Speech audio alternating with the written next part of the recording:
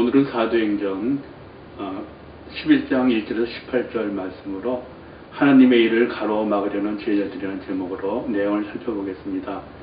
베드로가 가이사랴에 가서 백부장 고넬료와 그의 일가 친척 그리고 친구들에게 복음을 전해서 이방 사람들도 예수님을 받아들이고 성령을 받은 사실이 예루살렘에 있던 사도들과 제자들에게 알려졌습니다. 그러나 그들은 베드로가 유대인의 풍습과 전통을 어기고 이방 사람의 집에 들어가서 머무른 사실에 대해서 질책을 합니다. 베드로는 여러 가지 증거로서 하나님이 이방 사람들을 깨끗하게 하시고 자녀로 받으신 것을 설명합니다. 오늘은 네 가지 제목으로 내용을 살펴보겠습니다.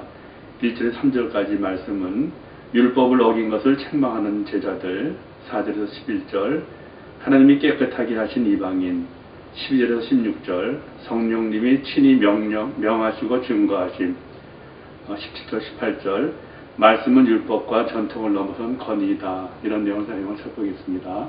퀴즈 먼저 보기로 하죠. 다음 중 베드로가 하나님이 이방 사람을 받으신 사실을 제자들에게 증거하는 데 언급하지 않은 것은 무엇인가? 1번 성령님, 2번 천사, 3번 동행한 사람들, 4번 전통, 전통이죠. 1절 3절 말씀 보겠습니다. 율법을 어긴 것을 책망하는 제자들 본문입니다. 사도들과 유대에 있는 신도들이 이방 사람들도 하나님의 말씀을 받아들였다는 소식을 들었다.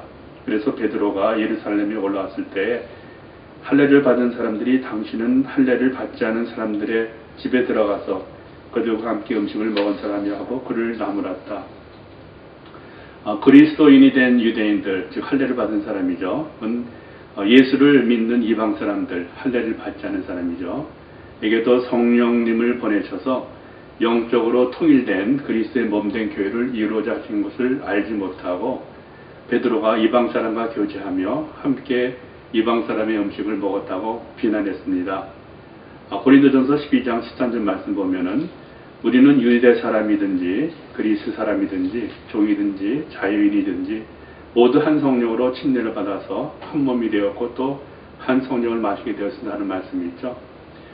그들은 이방 사람의 음식을 더럽고 불결한 것으로 여겼는데 그 이유는 이방 사람들이 율법이 규정한 대로 깨끗한 짐승과 더러운 짐승을 구별하지 않고 먹을 뿐 아니라 우상에게 바친 음식을 먹었기 때문이다.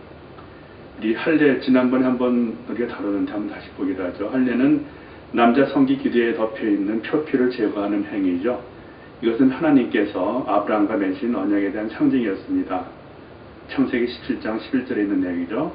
할례의 의미는 이스라엘이 하나님과 맺은 언약은 세 가지로 나타나는데 첫째는 안식일 언약, 둘째는 무지개 언약, 그리고 셋째가 이 할례 언약입니다. 할례는 하나님의 백성이 되었다는 언약의 표시로서 이스라엘 백성의 몸에 새겨진 흔적입니다. 할례는 나는 내 하나님이 되고 너는 내 백성이라는 징표이고 상징이었습니다. 또한 표시입니다. 이것은 구약시대에 하나님의 백성이라는 증명서였습니다. 할례는 옛사람이 죽고 하나님의 언약 백성이 되는 예식이며 증거였으며 하나님의 백성이 되었다는 확실한 표시였습니다. 따라서 할례 받지 않은 자와 부정한 자는 거룩한 성에 들어갈 수 없었습니다. 성경은 너희 가운데서 남자는 모두 할례를 받아야 한다. 이것은 너와 내 뒤에 오는 너의 자손과 세우는 나의 언약, 곧 너희가 모두 지켜야 할 언약이다. 이것 할례, 이것이 나와 너희 사이에 세우는 언약의 표이다. 고 선언했고 또 그렇게 하여야만 나의 언약이 너희 몸에 영원한 언약으로 세워질 것이다. 이렇게 말씀하셨죠. 4절에서 11절 말씀 보겠습니다.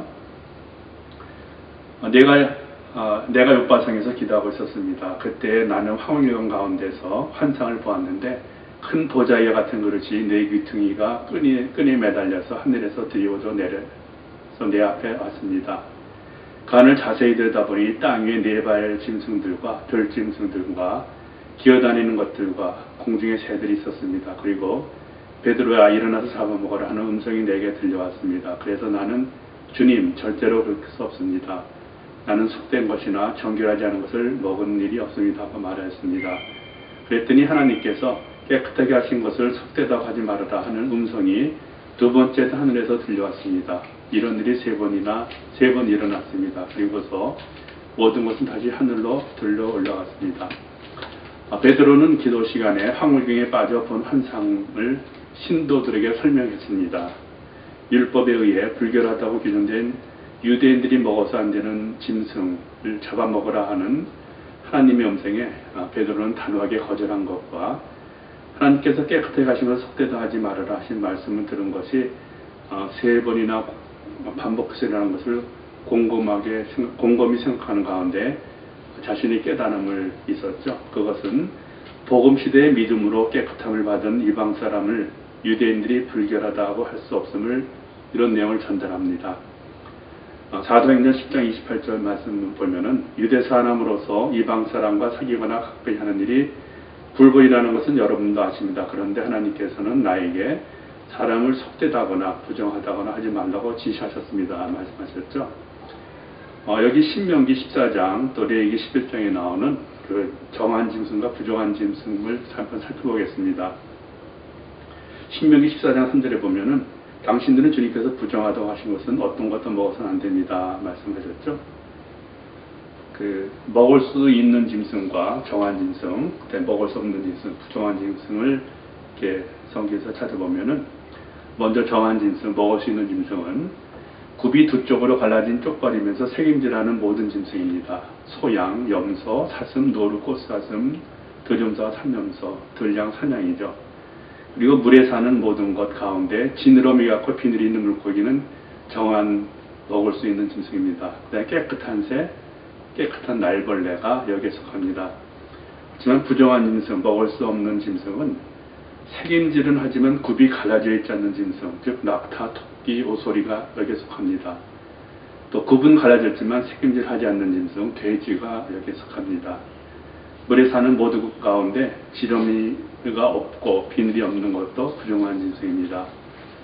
먹지 못하는 새가 있는데 독수리, 수염수리, 물수리, 매, 붉은 소리개와 작은 각종 소리개, 또 모든 까마귀, 타조, 올빼미, 갈매기와 각종 매, 또 부엉이, 따오기, 맥조, 펠리콘과 흰물오리, 그다음에 가마우지, 고니, 각종 푸른 해오라기와 오디세, 박쥐가 여기에 속합니다.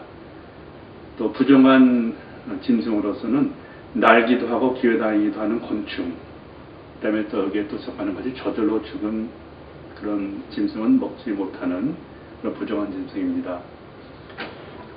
12절 16절 성령님이 친히 명하시고 증거하신 내용을 살펴보겠습니다. 13절에서 16절까지 말씀인데 그 사람은 자기가 천사를 본 이야기를 우리에게 해주었습니다. 곧 천사가 그의 집에 와서 서더니 그에게 말하기를 요바로 사람을 보내어 베드로라고 하는 시몬을 불러오너라. 그가 네게 너와 내 온 집안이 구원을 받을 말씀을 일러줄 것이다 하더라는 것입니다. 내가 말을 시작하니 성령이 처음에 우리에게 내리던 것과 같이 그들에게도 내리셨습니다. 그때 나는 요한은 물로 침례를 줬지만 너희는 성령으로 침례를 받을 것이다 하시는 주님 말씀이 생각났습니다. 구약에서는 여러 가지 방법으로 말씀하십니다.